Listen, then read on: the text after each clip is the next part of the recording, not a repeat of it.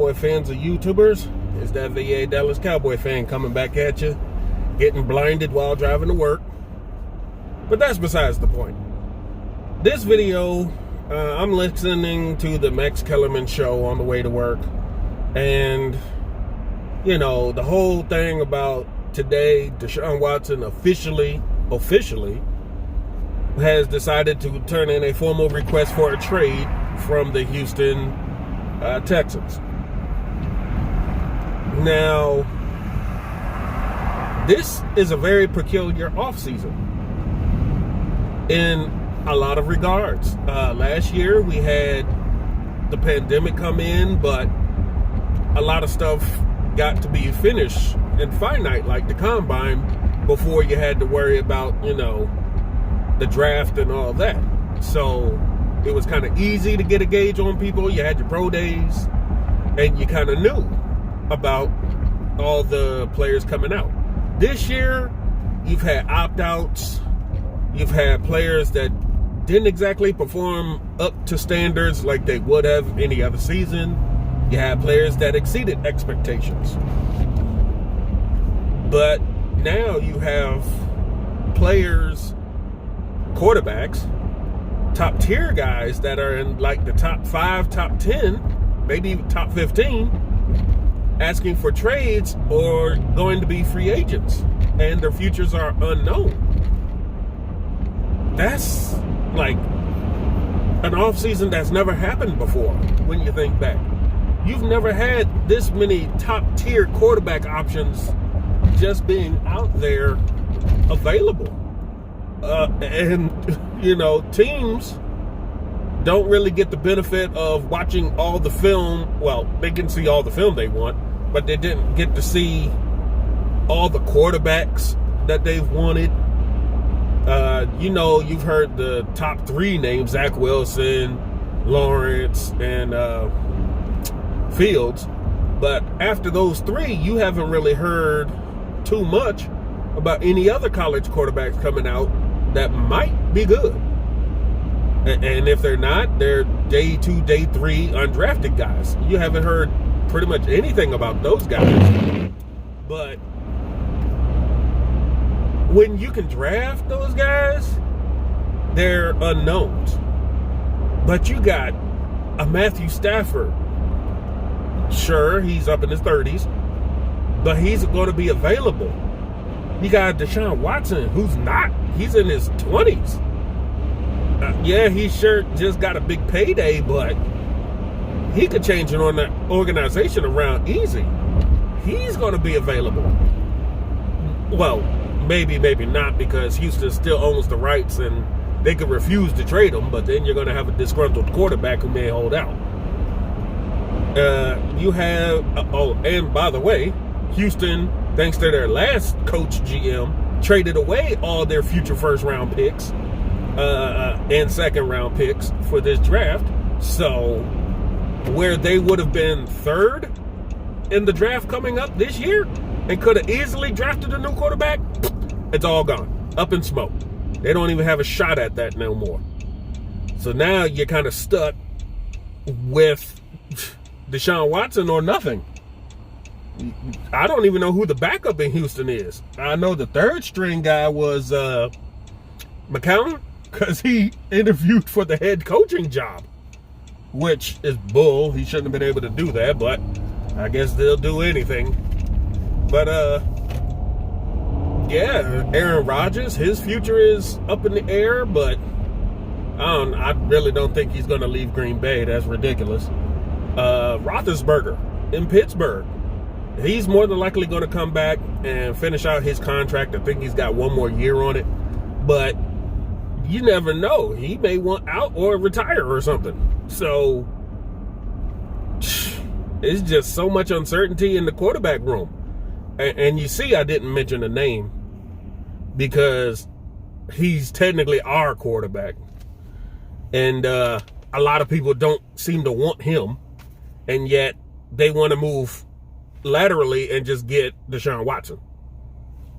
For a guy who's not exactly that much better on paper, when they're averaging pretty much the same numbers all these years, is really not a huge upgrade, but you got somebody who's more tended to run than throw if he doesn't see an option, and what's been getting these guys injured these last couple years?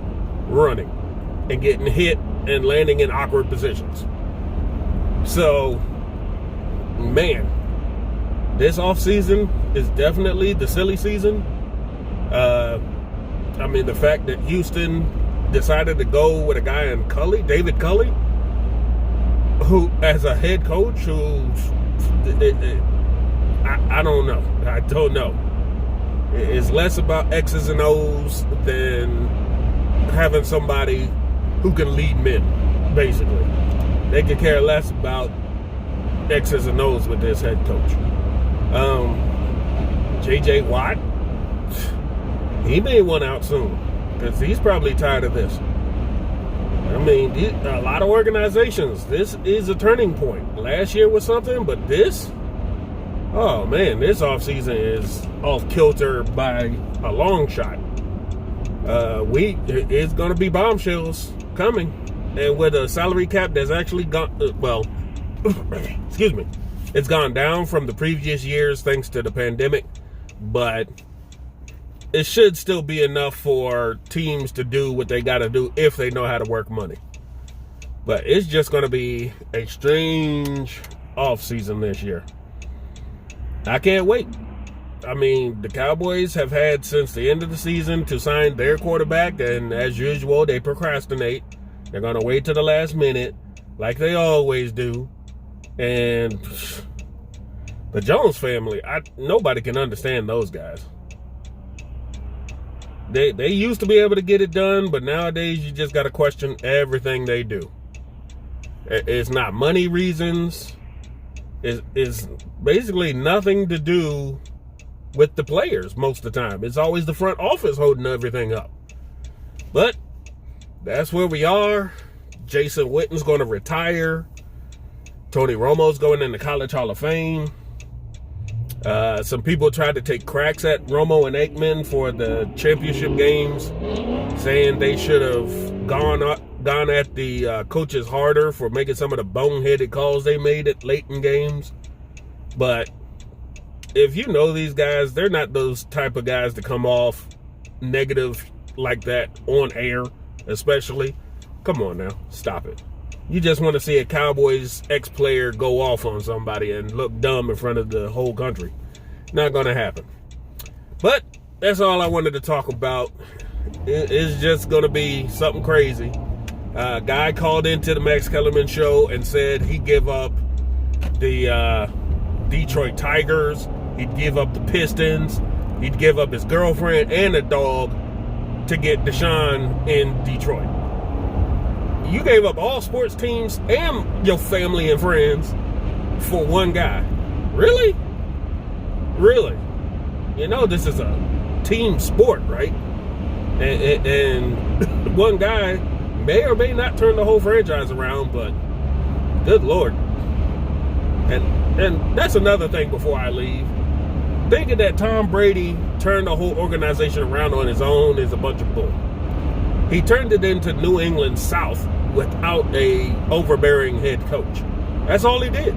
He took the same guys that worked up north, brought them down south, and made it work because you know the X's and O's more than anybody.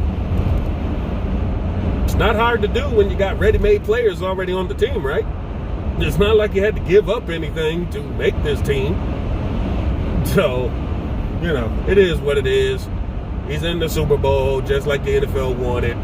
They get to host the first Super Bowl in history at home. So, you know, it is what it is. NFL's going to pop their ratings and get the boost that they wanted. And yippee for them. Now, let's talk about some of this officiating. Let's talk about some of the bad calls in these games. Let's get to some real important stuff. You know, now that you got what you wanted in the Super Bowl, NFL. Anyway, I digress. I hope y'all have a good day. Take care. Stay safe out there. If you're home due to snow, enjoy it. I know this is the first big snowfall I've seen in 3 years. And too bad it's going to be gone by the time I get off tonight. All right. VA Dallas Cowboy fan.